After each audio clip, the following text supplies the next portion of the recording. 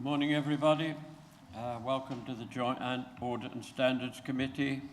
I am Councillor Bryn Hurren and I am chairing the meeting today. May I first of all remind you of some domestic arrangements. Please ensure that microphones are turned off when not in use, that you do not interrupt other speakers, that if you are attending the meeting to speak and persistently interrupt the meeting, you may be asked to leave. Please ensure your mobile phones are on silent or are switched off. Additionally, we'll be using e-voting for this meeting on the ModernGov app. I would like to remind everyone present that this meeting will be broadcast live to the internet and will be capable of repeated viewing. The whole of the meeting will be filmed, except for other exempt or confidential items. If you make a representation to the meeting, you will be deemed by the Council to have consented to being filmed. By entering this meeting as a speaker, you are also consenting to being recorded by the Council and to the possible use of those images and sound recordings for webcasting and for training purposes. The Council, members of the public and the press may record, film, photograph, or broadcast this meeting when the public and the press are not lawfully excluded. If you are intending to do so, please could you inform the committee clerk. Now in attendance today we have officers John Snell, Head of Internal Audit, and Bethany Webb, who's the Governance Support Officer. And I sincerely hope that Henriette has just quietened the angle grinders. She's nodding. A very inopportune start. I'll move to the agenda now, please. Our first item, apologies for absence and substitutions. Bethany, can you record these, please? Thank you, Chair. We have apologies from Councillor Lorraine Baker, Councillor David Bradbury and Councillor Adrian Marriott, and we have Councillor Janet Pearson and Councillor Terry Lawrence substituting. Thank you, and welcome to you both. Especially Councillor Pearson, your first time. Second item on the agenda, to receive declarations of pecuniary and non-pecuniary interest by members, please. Do we have any? No, we're all clean. 3, can we confirm the minutes of the meeting held on the 29th of July? There is a second part piece which we'll deal with in the end, but just for accuracy, is it your wish that these are a correct record and I sign them? Yes. Councillor Register and yep, and John. They will be signed later. Received notifications. Pardon? We need to do the vote. Oh, sorry. Yep. And that's going to be on the web, online, please. Thank you, Chair. That vote is now in progress. Thank you for keeping me in order, Bethany.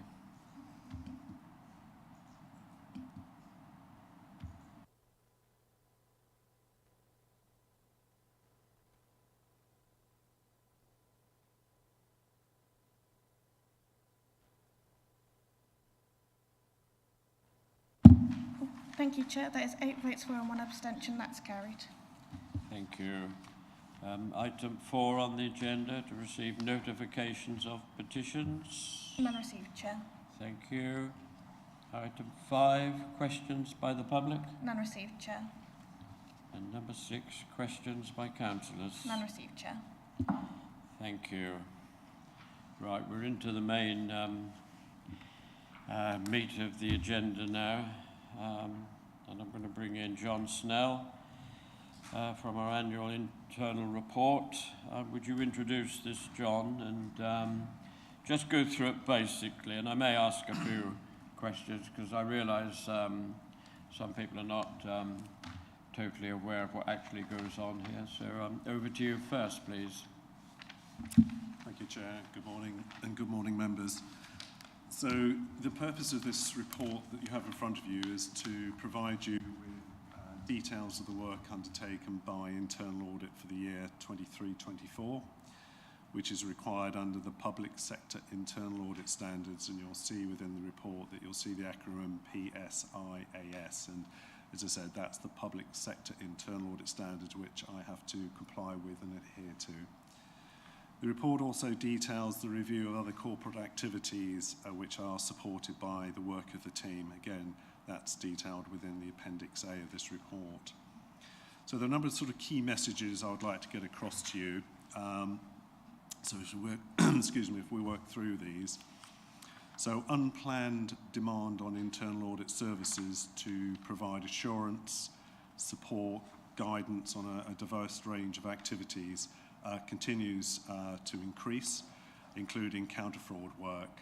I can at this stage provide members with a level of assurance that I'm currently managing that increase, but obviously that's a watching brief, and it's something that if it does escalate, that I will have to have conversations with my director and perhaps come back to this committee.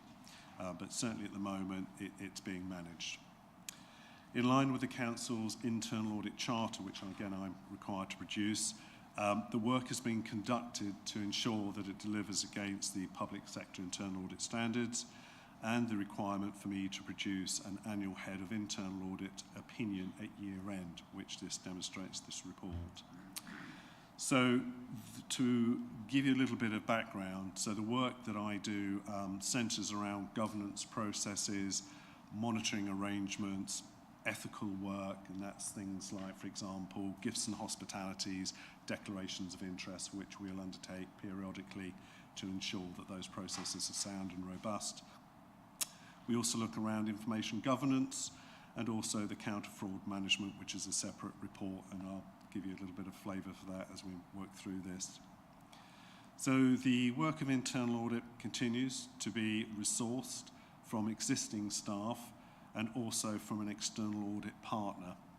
This arrangement allows for a direct internal provision plus the commission of external skills and capacity, and provides a blend of resources from within the councils and also from the external partner, which are TIA, T-I-A-A, which I think is, I always struggle with this because when I first introduced it, I actually asked an individual and they didn't know what the acronym was either, but I think it's the Internal Audit Association, but it's TIA, T-I-A-A. So with regard to the effectiveness of the system of internal control, the committee can take assurance that there is an effective internal audit function. This is externally demonstrated from an external quality assessment, which is required to be taken every 5 years. So the most recent external quality assessment, which was in the form of a full assessment, you have the option of doing a part assessment or full assessment, but I wanted it to be carried out in full. This was undertaken by an external supplier in February last year. The external assessor was able to report that the internal function operating across both councils conforms with the public sector internal audit standards, and that the external assessor found no areas of non-compliance that would affect the overall scope of operation of the internal audit activities. And it was also mentioned that, and again I'm very proud of this, that the function is well valued across the organisations, both hopefully with yourselves, because the two gentlemen on my left were interviewed as part of that process, and also senior management. So that's a big thumbs up and hopefully provides you with a level of assurance that the function provides good service across the organisation. There were a number of recommendations made within in the external assessment, and a couple of suggestions were raised. These I deem to be largely tweaked to existing processes and practices, and since that assessment carried out last year, I've fully implemented those recommendations. If we move on to the Appendix A, you'll see in terms of the summary of work undertaken, 100% of the internal audit work completed during 23-24 yielded an acceptable level of assurance, either substantial or reasonable, over the design and operation of the services, the systems and processes that we undertook. Against the approved audit plan, 5 audits were deferred with the agreement of myself. They include the general ledger, fees and charges, finance resilience indicators, and this I had conversations with Melissa Evans, the Director of Resources, who's also the Section 151 officer, and it was really to allow her finance staff to focus on the statement of accounts. Performance management framework was also deferred to allow the recent implementation and rollout of the bespoke performance management software to embed, and the health and safety review to allow the training program to be completed. And the reason why, again, we did that was if we actually undertook the audit when I got the commencement date agreed, we'd have actually ended up telling them what they already knew, so it really wouldn't have added any benefit or added value to it. So hence why we moved that, and that's now in this year's plan. The resultant audit days have not been lost, and this is a result of the increase in counter-fraud work, which was required, and this I reported this to this committee back in March, and the report was entitled Managing the Risk of Fraud and Corruption. The full status of each audit undertaken during last year is reported under section 5.4 of this appendix. To give you a little bit of other flavour in terms of the other audit activity, as well as conducting the audit reviews, internal audit have had significant involvement within the period in a variety of different council activities. That's leading on the annual governance statement, which was presented to you last month. Also attending the Council Statutory Officers Working Group, that's myself, to provide appropriate professional determination on governance matters as they arise. Full details of the anti-fraud and corruption work, and as I mentioned that before, that was presented to this committee in March. And as also a member of my audit team continues to support the Council's business now by providing assurance on the administration of various business grants that we receive, and that's to ensure that the prescribed criteria in terms of eligibility is correctly applied. In terms of performance, we get this through completed customer surveys. So after every audit, we issue a customer survey, and those that we do receive back continue to express a high level of satisfaction with the service that we've delivered. Internal audit also continues to perform well against the agreed key performance indicators. Just one caveat on that, the reduced percentage of the audit plan delivered, I think is 90%, but we achieved 73%. And again, that was a result of the deferred audits that I've just previously mentioned. In terms of the annual audit opinion, I am satisfied that the sufficient assurance work that's been carried out allows me to form a reasonable conclusion on the adequacy and effectiveness of each council's internal control environment.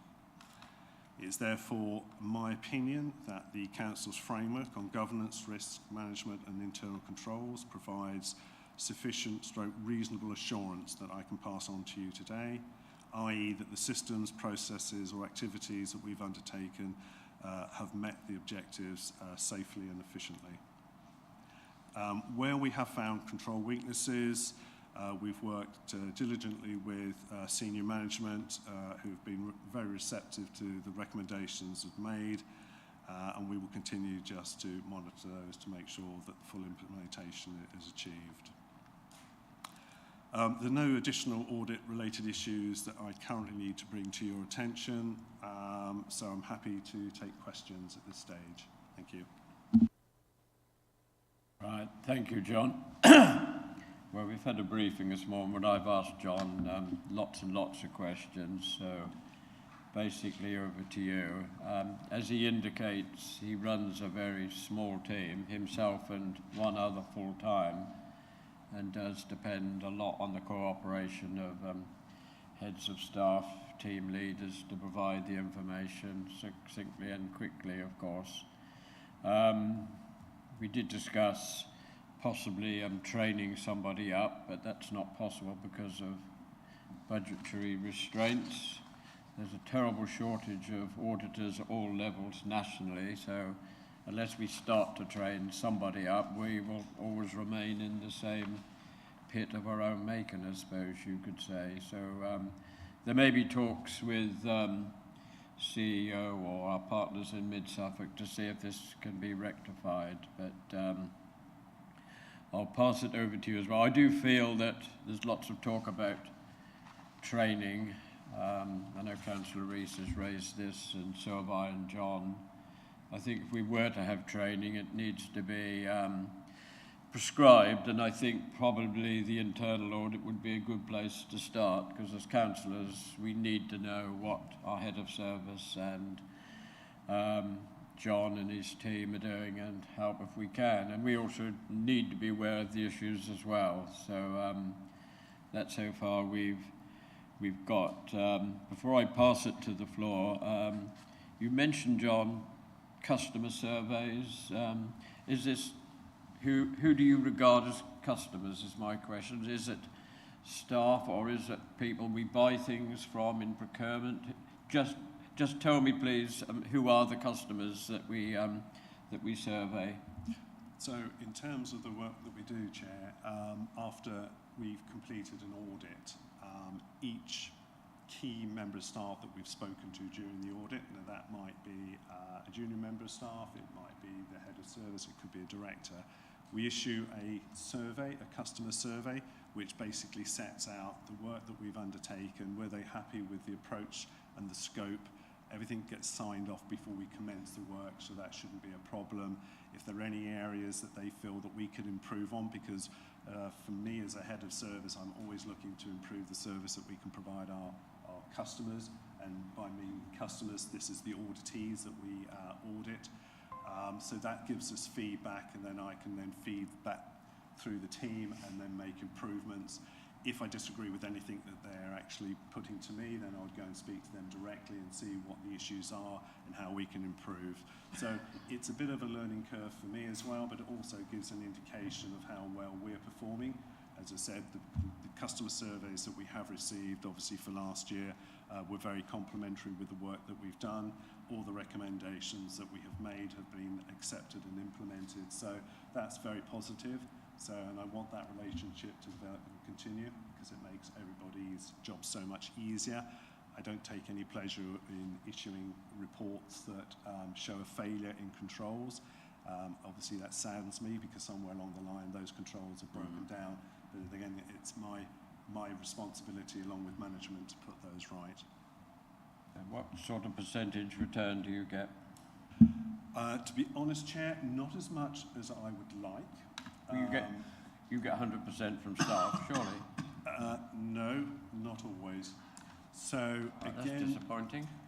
Yeah, you could look at it in another way, I suppose. If I don't get a customer survey response returned, I could make assumption that they're happy, because often when not necessarily. No, not necessarily, but I'm taking it as a positive. My glass is always half full. We do chase. But there's only so many times I am going to chase them. If they haven't responded, then I'm assuming that they're happy with the service that we have provided. I'm sure if they weren't, they would be contacting me. And we've had one or two audits, if you like, where perhaps things didn't go right that we have learned, and also the auditee has learned from it as well. So again, it's this learning process from both sides of the fence. So it's something that I would like to see more. I would like to see 100% returns. It's just a little bit frustrating to keep chasing people, to be honest. Okay, right. Well, there may be a view on that later. And outside consultees, you just take what you get, I presume? Yes, because most of the work is obviously internal, yes, as opposed to external. But again, obviously, we have TIA, who are our external partner. They obviously have similar type customer surveys, and I get copies of those as well. So if they were failing in any way, shape or form, I would get to hear about it as well, and I can address that through my counterpart at TIA. And we have regular meetings as well in terms of how the work is progressing. Okay, that's helpful, John. Thank you. Right, well, the floor is open now for questions on this paper, please. Who wants to go first? Councillor McLaren, followed by Councillor Dowling. Thank you, Chair. I've got other questions, but I'll go with my first one and let other people. Yeah, well, Just to do that customer survey form, is it possible, John, for us to sort of see the form? Yeah, certainly. I can, if you're happy, I can forward through either Beth or directly from myself. You can have sight of it. It also, what I didn't say, it also talks about our core values that we currently hold to make sure that we basically demonstrate those core values.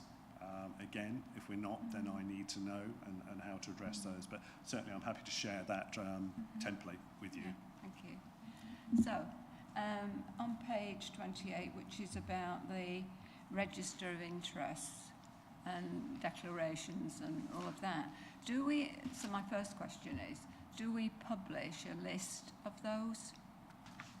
Is there a public list of declarations of interests and hospitality and... Sorry to cut across you. Yeah, so for yourselves, yes, there is.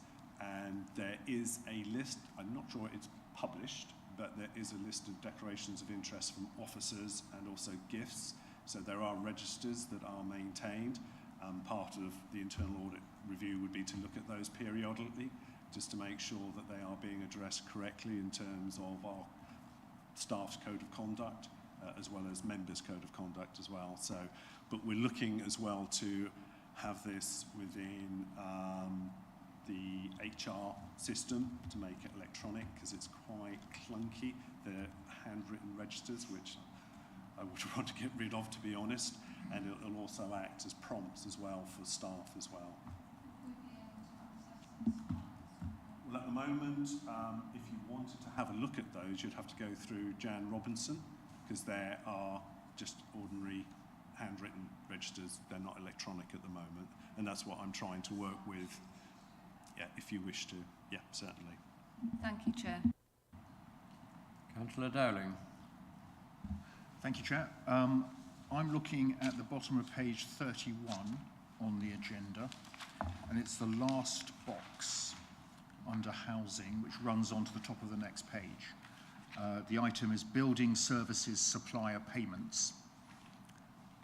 Okay, so this is a consultancy audit, so I understand why there isn't a rating coming out of that. However, I am alarmed to see that you've used the word disjointed twice, and also the word unwieldy. And I have to say, as a ward councillor, I am aware of processes not being followed for residents. So my question is, if this were an audit that you were formally carrying out, what rating would you give it?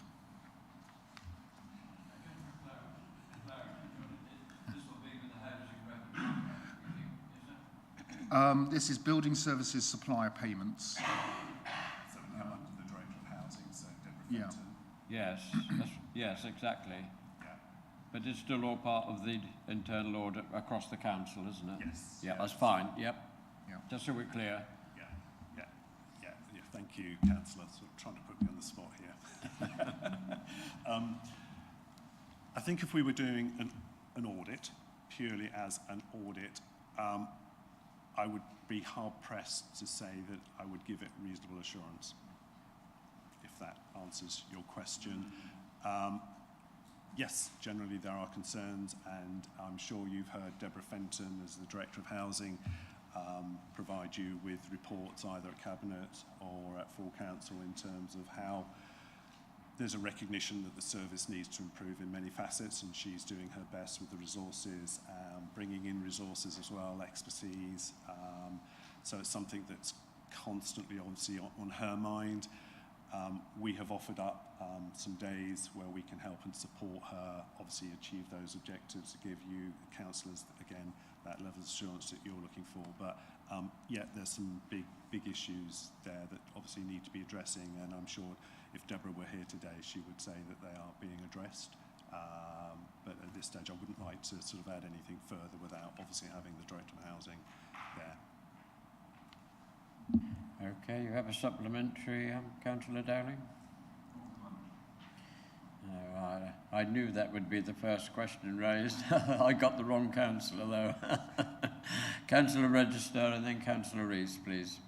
Following on from that, John, does the newly implemented housing reporting scheme improve this situation any? I mean, is it going to make auditing these aspects of the housing HRA better? Do you think? Giving an opinion, yes. I'm also very acutely aware, as I alluded to previously with Councillor Dowding's question, there's a lot to be done in housing, still a lot to be done in housing. And as I said, I've had conversations with Deborah Fenton. We have plumped in some days for this year. I still need to try and scope those out, and it may be that some of that work might be deferred, but don't necessarily be alarmed by that, because what I try and do with any audit work, if we know there are problems and I'm asked to look at it, I'm only going to be telling the problems that they already know. What I want to try and do is add value to the areas of work that we're doing. So I'm acutely aware of me going in to do a piece of work and Deborah then turning around and says, well, we already knew that. That's not going to add value. So what I'm trying to do is work with Deborah, and I think she's due back from leave fairly shortly, and I'll be having another conversation in terms of what we can do to help support an area, a huge area that we've recognised that needs improving.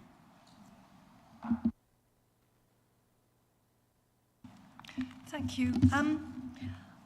First of all, just a couple of items of pedantry, really, and then one which is possibly a very dim question. But first of all, on page 23, 0.2.5, audit opinions, and the box, box number 1, substantial assurance, I'm assuming that a sound system of governance, risk management and control exists rather than exit. Right, okay. That's just for clarification. Okay. And secondly, the second item of pedantry is point 531, reasonable. Surely it's the wrong colour. It should be light green as opposed to orange on that graph. Oh, sorry, page 27 on the paper. If it's reasonable, surely it's the light green rather than the amber. Yeah. Okay. And then finally, this is probably going to be a really stupid question, but all these, the boxes that follow on pages 27 onwards, I really don't understand why we haven't got any colours there. Because, you know, if the blank ones saying that they're fine, they're under consultancy work, I'm still not completely clear why they don't have an amber or a red for that matter. Sorry, this is probably a really stupid question. No, there's no such thing as a stupid question. Historically, I haven't put a colour to it, but it's almost leading on to your questions as well. Why not? If it was an audit, what colour would I give it? So certainly, no, it's not a silly question, and it's something that I can take away and actually start looking at how I could perhaps pictorially represent that in a colour that would be useful for you members to... Well, it would really, because it strikes me that if it's something that's important and we're looking at and you're looking at, surely it should come under one of these categories. Otherwise, it's almost, well, why is it here? It's there because it's a piece of work that obviously would be required to do by senior management. As I say, even though we're not giving an opinion, it's still useful for you to know what we have actually found for each reporting to you. So I'm still reporting anyway, but I take your point about the colour. You know, if it's important enough, yeah. Okay, thank you very much. Thank you, Chair. I took it as meaning, John, that it's just ongoing if it's blank. That was so the consultancy work is a one-piece work. Where we would deem that actually we could do some follow-up work, yes, we would put it in there, and I would then look at the plan for next year to allocate a number of audit days to refresh it, to do a follow-up on that. Sometimes they're one-off pieces of work, others where, like particularly housing, we might want to then explore it further down the line, and hence why I've got a number of days in the plan for this year. Okay, so that may change then. Councillor Matheson and then Councillor Pearson, please. Thank you. Yeah, I mean, my sort of concerns and questions were similar to what members have been raising. What I was wondering was that if we agree that, well, these consultancy work items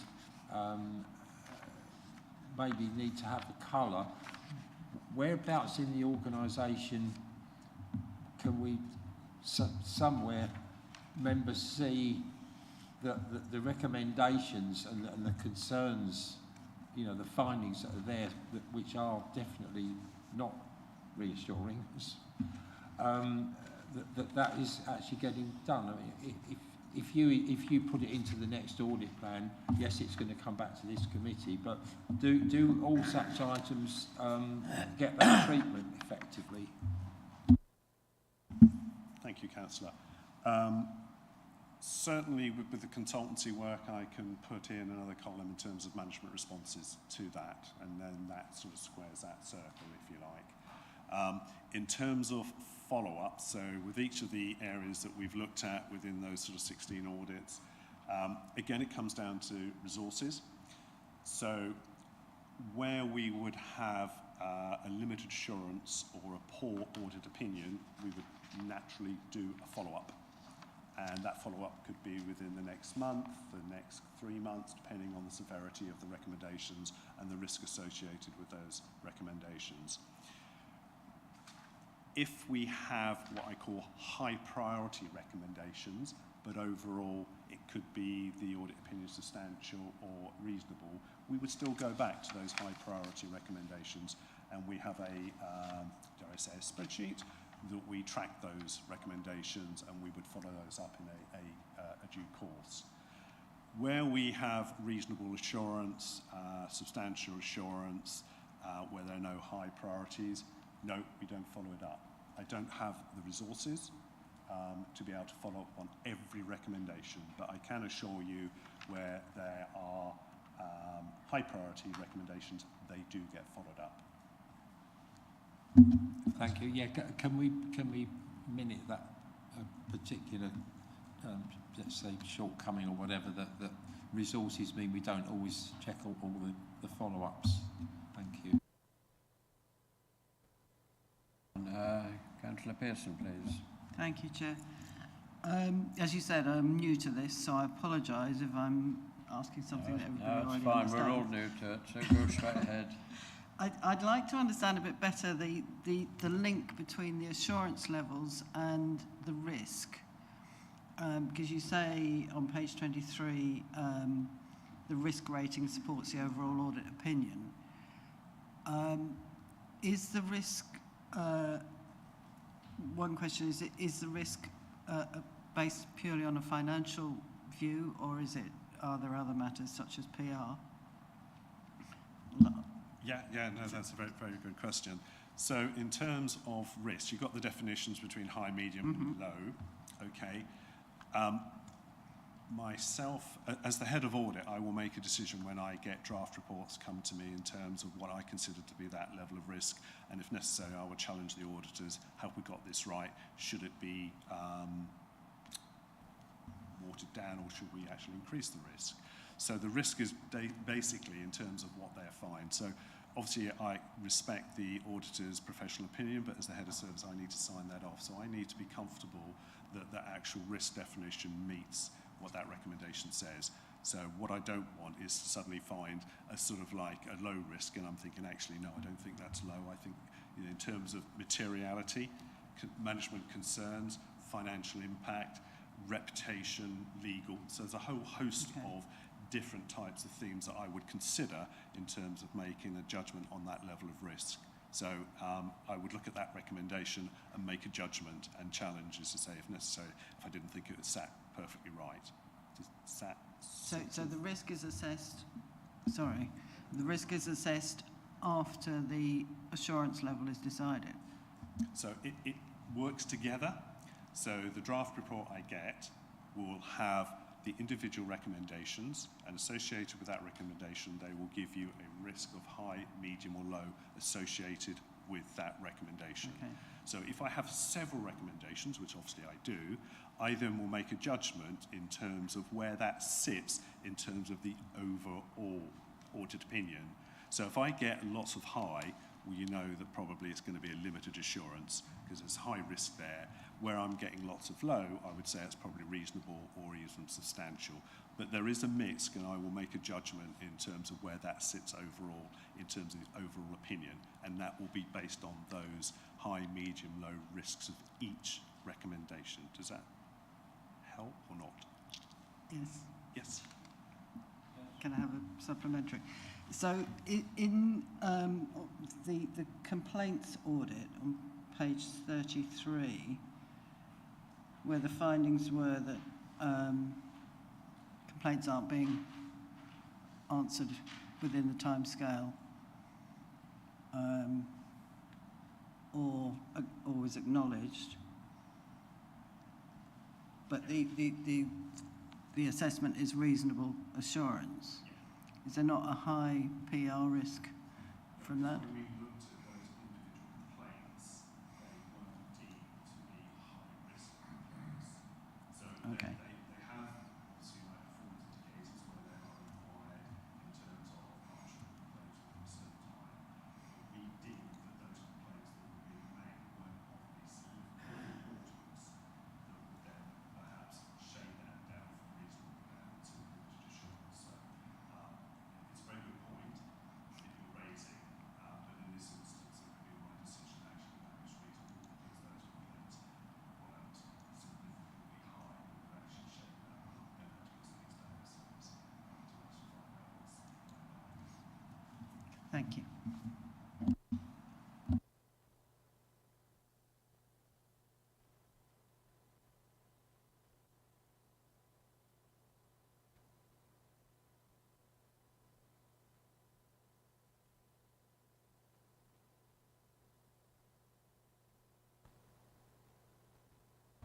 Thank you, Chair. I hate to raise this, but on page 29, the car parking income, John. First of all, the first question, two very quick questions. The first question is, was this audit completed after the reports were put to joint overview and scrutiny and cabinet? Well, it's been going on a long time, so that may not be. So then the second question then I would ask, it's a bit concerning to us. I was involved in a lot of those discussions. It's a bit disconcerting to see how, in some ways, it's not very efficient, the car parking income collection, is it? No, it isn't, Councillor. No. Hence why. So would this go to cabinet then? It wasn't our intention for it to go to cabinet. This was a piece of work that we did following conversations with Mark Ems and also Nick Christos. So we undertook it as part of what their requirements were. So we had a look at generally taking away the other issue about car parks, whether you have it or not, and whether you charge or not. We were looking at the mechanisms for collecting sort of income, and it's a relatively new team. So unfortunately, they inherited some of these problems that we came across. So hence why as a consultant, we try to work with these people, the team, and actually say, these are the issues that you need to address. And interesting, and it's a very good question that you've raised this now, Councillor, is that we are actually doing the follow-up now to see whether the recommendations that were made in this report have now been implemented. But there's also a bigger picture in terms of car parking generally. But this is more in terms of the operation that's going on at the moment. Will that be reported to cabinet? Our internal audit report will go back to Nick and Mark. Then they can decide what they want to do with it, if you like. And it may be that you might want to approach Mark on that.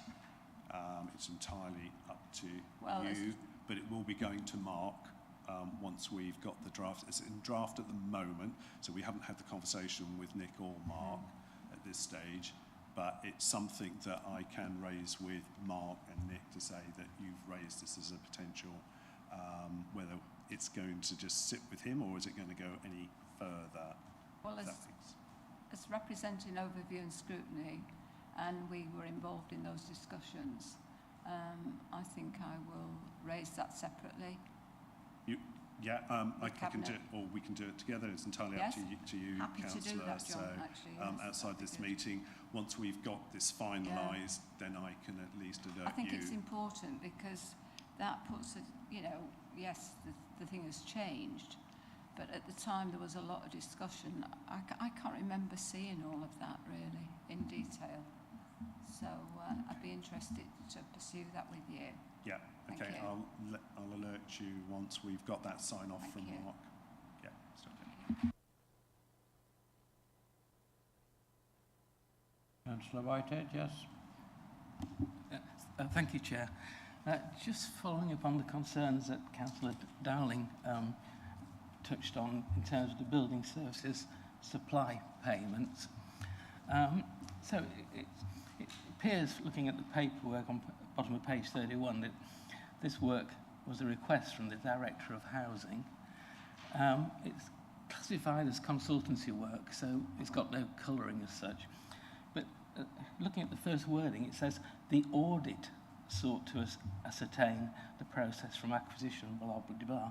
I mean, a cynic might almost say that this started off as an audit assignment, that rather than sort of end up with a nasty red colour on the report, changed to be consultancy work.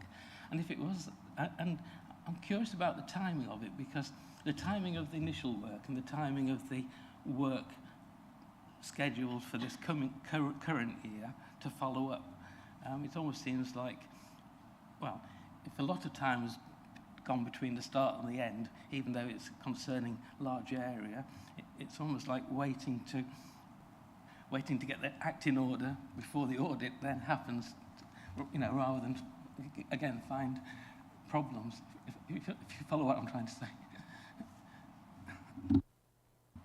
So your first point, it was a piece of consultancy work that we were asked to look at, again, directly from the Director of Housing, and this was carried out by TIR.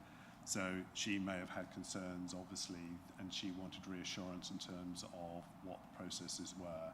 So it's just terminology, but it was agreed that this would be a piece of consultancy work because it wasn't in the plan.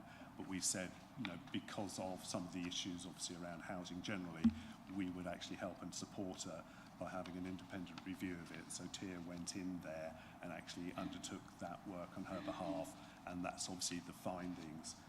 But we're also, as I said to you earlier, councillors, we're also acutely aware that this is a big area, but we need to be careful how we use those audit days. As I said, there is absolutely no point in telling them what they already know. If they're failing, for example, in one area, I don't need to tell them that.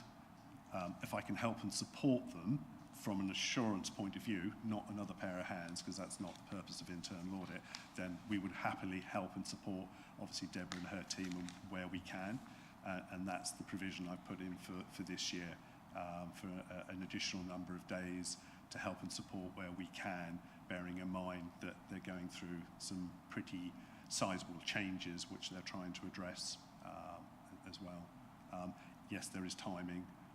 But as I said, there's no point in coming in telling them something that they already know. She has got consultants in there who are far more obviously knowledgeable than we are. We, jack of all trades, typical auditors. We can come in and give a layman's point of view, but as I said, I want to add value. I don't want to burden or interrupt what they're already trying to achieve now, if that makes sense. Yeah, absolutely.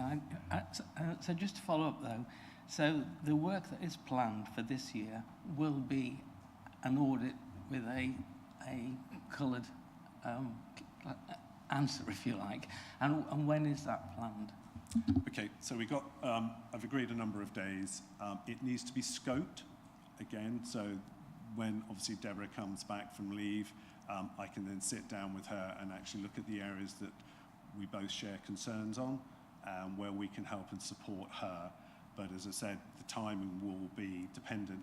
I will largely be governed by her on the timing, because if she's got people in doing pieces of work, the last thing she wants Audit to do, and I'm not saying that we shouldn't, but I will have to gauge her professional opinion in terms of the level of work that she is doing in the areas that she's doing it in, and then we will work together to scope and do the approach of our audit work to help and support what she's trying to achieve, that I can then come back to you and report that actually, yes, we are moving in the right direction, this is what we've proved, this is the recommendations, and this is what's been implemented, but I need to scope that out. It's a huge, as you can probably appreciate, members, it's a huge area, and we need to really focus. I don't want to waste audit days, irrespective. I actually want to be very focused, but I do need obviously the input from Deborah as the Director of Housing on that.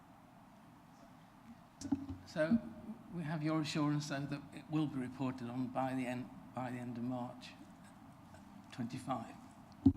Yeah, I can give you the assurance in the sense that I haven't had that conversation yet with Deborah, but I do need to have that conversation before we even start to thinking, you know, from my perspective, where we want to look at. I need to work with Deborah because, as I said, my days are valuable as well, so I don't want to flitter those away, for example. I want to actually be very focused on a piece of work where she wants us to have a look at it from an independent point of view. So, yeah, but I do need to have that conversation first. Hopefully that will be shortly, and once we've got that, then obviously I can report back at midterm, or more likely to be year end, because obviously the amount of work is going in that area at the moment. Yeah, but I will be reporting it back, Councillor.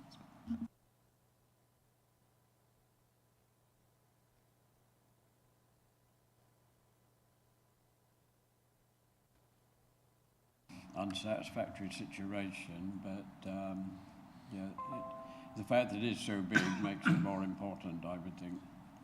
Yeah, and also, Councillor, they've got a small compliance team as well. So they're people that I would want to have a look at in terms of compliance, particularly with the legislation, to see what they're producing and whether there's any scope to perhaps look at the areas of work that they're doing.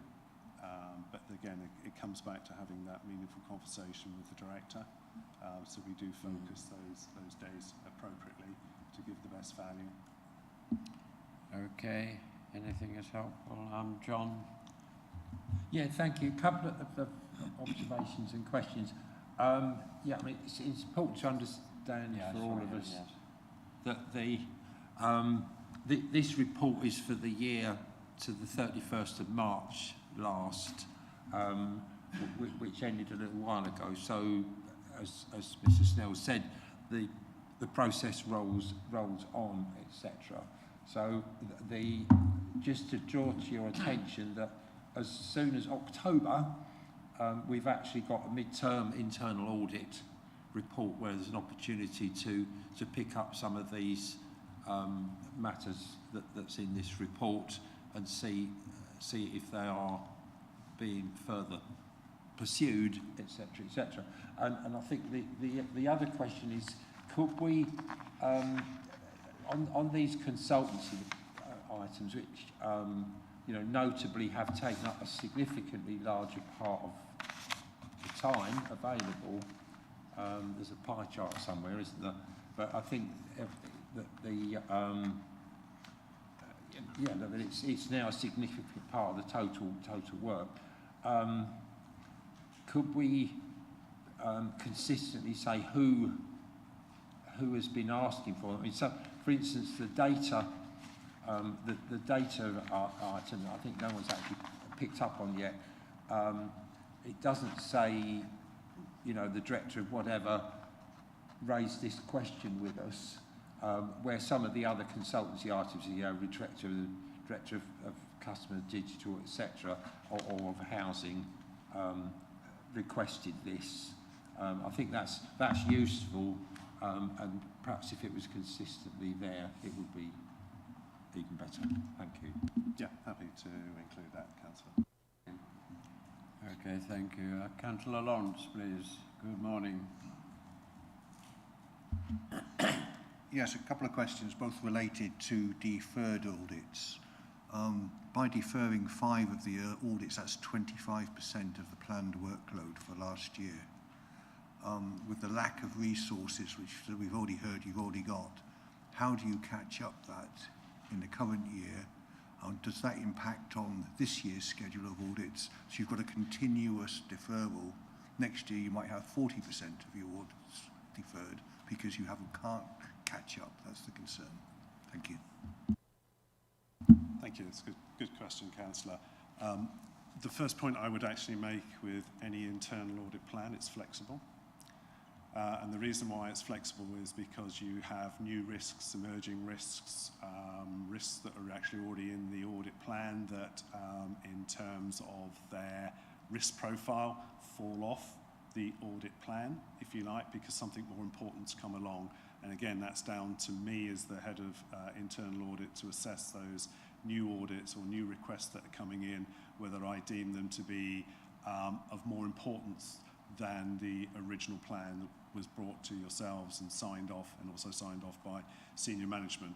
Where that is the case, then I would report, as I have here, where we have deferred a number of audits, and those reasons, the financial audits that we deferred was purely because of the pressures under the finance team, and they couldn't dedicate the time that I needed to support my auditor to undertake the work. So I had to make a decision what's more important in this instance. Statement of accounts, yeah, I think that's pretty important for you guys, also important for external audit. So your point about playing catch up, so those audits would then be deferred, but they would be absorbed into other areas of work. So we're looking at finance systems generally. So I would try and catch up that way. Sometimes, again, depending on the severity and the risk associated with that audit, I again would have to make a decision.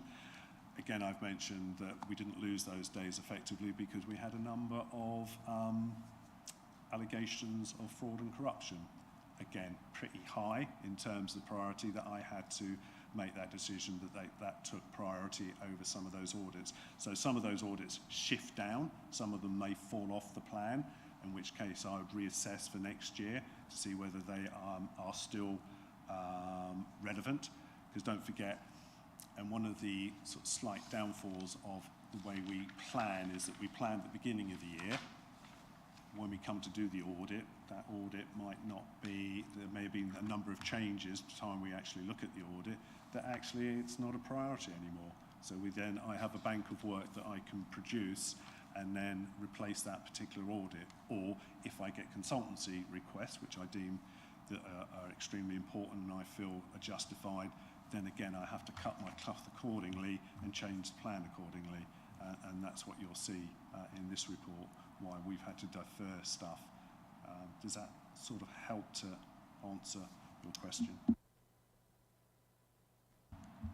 Thank you very much. I'm not questioning your decision making, don't get me wrong, or your judgments, but it does seem to be a little bit of chicken and egg to me, in that you're having to juggle very small resources to a huge area of the council's work.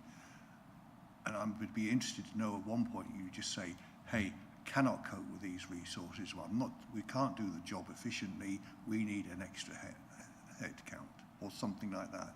And I'm not getting the feeling, to be honest, that that is necessarily the focus is on that. Is focuses of juggling everything so that you can cope with what you've got, with the resources you've got, rather than possibly doing the best job that we would like to see. Okay. I think if I can interject here, it's all about the money, isn't it, or the lack of it in local government. That's at the crux of all this. I appreciate that. Can we get more? Can we make do? It's the judgment that's being made, but I'm sure John will say the same. It is, but it may be that budget needs to be taken from another area of the council to do this job. Well, I think that's fast coming out of this meeting, and I may say something at the end about that. It depends on national government settlements ongoing and having a way forward. But John, your point of view, please. I take fully on board what you've actually said, Councillor, and thank you, Chair, for that as well. There is an element of cutting my cloth accordingly. I have to do it. I don't have unlimited resources, but it's not just me and my department, it's right across the councils, as you know. I talk to my colleagues, the other heads of service in Suffolk, they're feeling the same pinch. All I would try and provide that level of assurance to you is that all audits that we do in terms of, one, the planning, two, if we have to make changes, and me obviously reporting it to you, is it's risk-based. Again, I know you're not questioning my judgment, but just to say, in terms of my position, I have to make a decision in terms of the level of risk and exposure to this council, and making a decision to say, actually, I've got an audit here that was in the plan, it was agreed, it's now not as important as something else that has to take. In an ideal world, yes, I would like to have more staff. I could do a lot more. The harsh reality is we don't have the finances, and it's not just Baber and Mid-Suffolk, it's right across the land. So we do have to cut our cloth accordingly. It's not great, it's not perfect. You know, I can only do what I can from my professional opinion and try and provide that level of assurance to you, is that everything is risk-based, and I try and do what I think is important. I also speak to the Section 151 officer, Melissa, who unfortunately is not here, but she would echo that as well. There's also Arthur, there's also the monitoring officer. So you've got those statutory officers, and I've also got my director as well. So I'm not making decisions on my own. I'm putting a valued case forward to my senior management team and saying, look, this is what I got to play with here. So when I plan the work, you'll see that in terms of the consultation, all SLT members are consulted on terms of what potentially gives them sleepless nights. Then again, based on that knowledge base, I look at the materiality, the management concerns, the reputational impact, legislation, etc., that hopefully we come up with a plan that can address much of that based on the resources that I have available to me. Yeah, I think everybody's big decision. If we're unhappy, if it gets too risky, then it's a penny on the council tax maybe, but then 10 other areas need a penny on the council tax as well, so it's fine lines. Any other questions? You happy, John? Yes, thank you, Chair. Okay, well, thank you for your interjection and input. I wrote down at the start resources with about 7 question marks off it, and you've just about covered it anyway, haven't you? It's I may be speaking at a higher level, because if it gets too sparse, it gets very risky, doesn't it? And that's when something goes wrong, and that's the balance to be made. So, you know, I have CEOs here on things like this, but then he's got to make the same decision as we're all trying to figure out here. Tough place, local government at the moment. Yeah, could I perhaps add to that, Chair? Yes. I mean, it strikes me that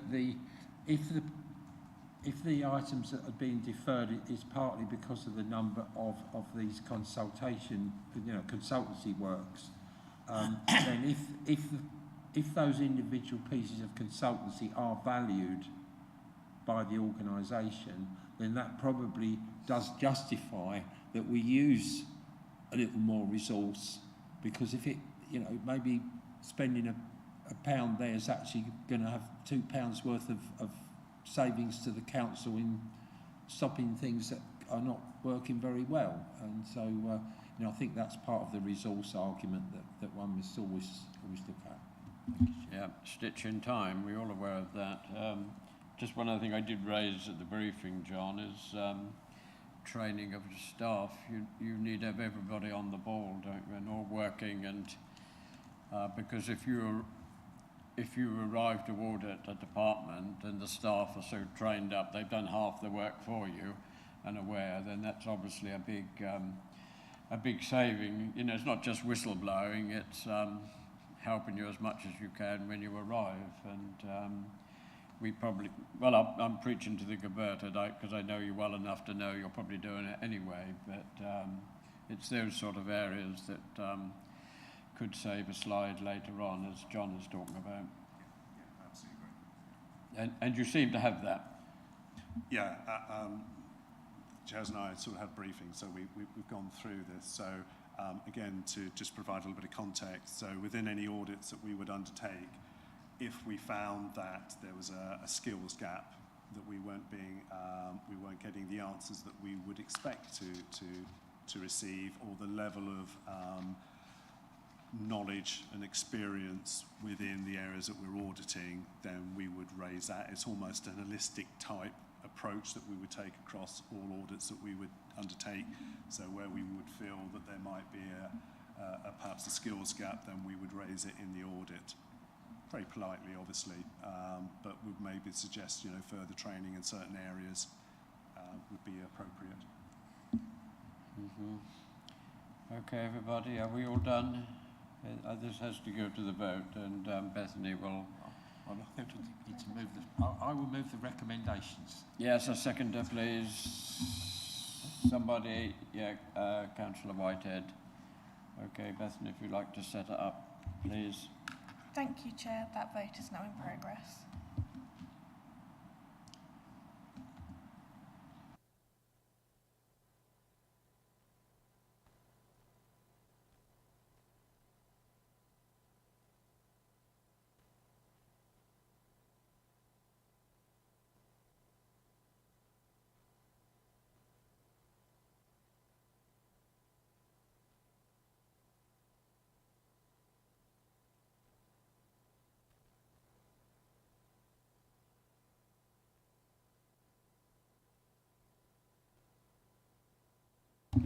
Thank you, Chair. That is 9 votes for. That's unanimous.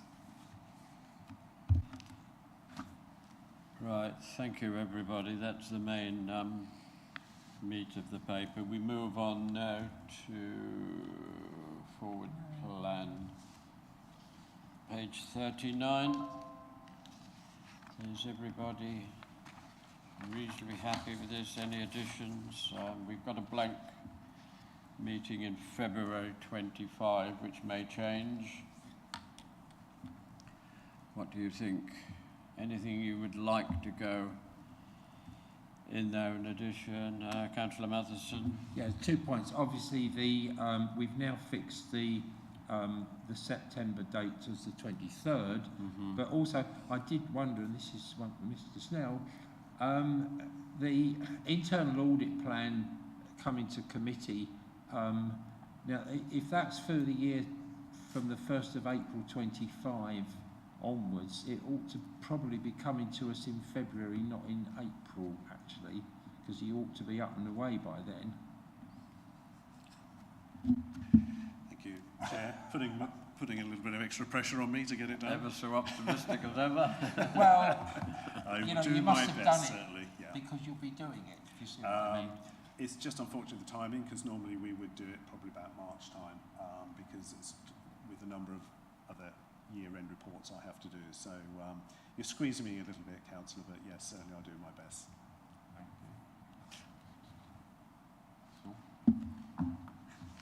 Any other comment? This may change before we get to some of those things, and I think there was something on here about some training, wasn't there, John? Which one was it now? Training for members? February potentially, yeah. Well, yeah, we'll try and work. At the moment it's a blank month, but it looks as if it might just have changed for another reason, so maybe we can build on that. I'll talk to the team, the staff, and we'll see what transpires. Chair, can I just... Councillor Crown, yes? To do with the independent advisors, processing that.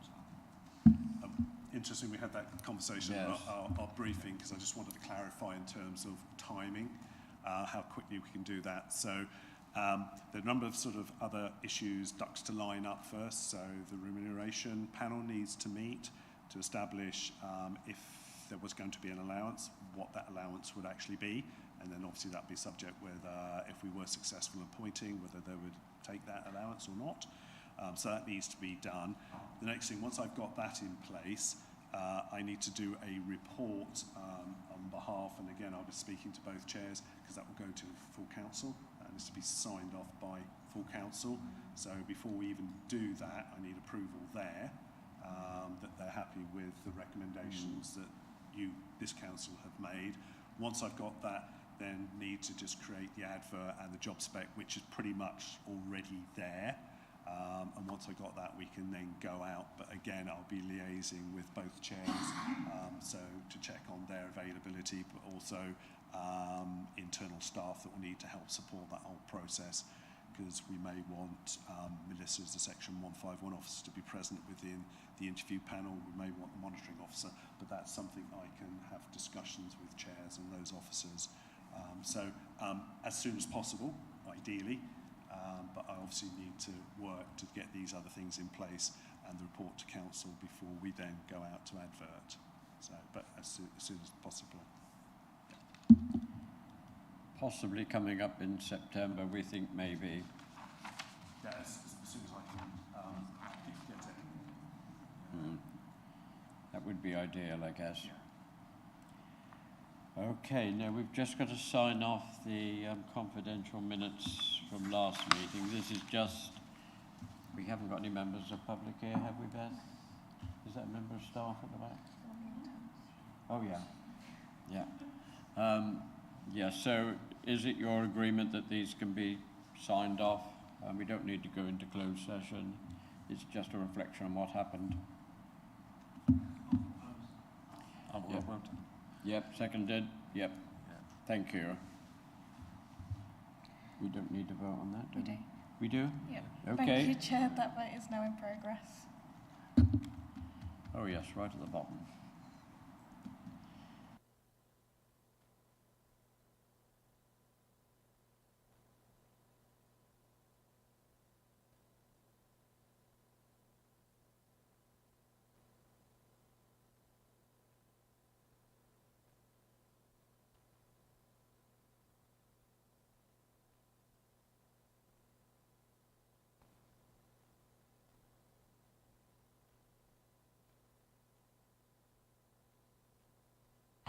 Thank you, Chair. That is 8 votes for and 1 abstention. That's carried.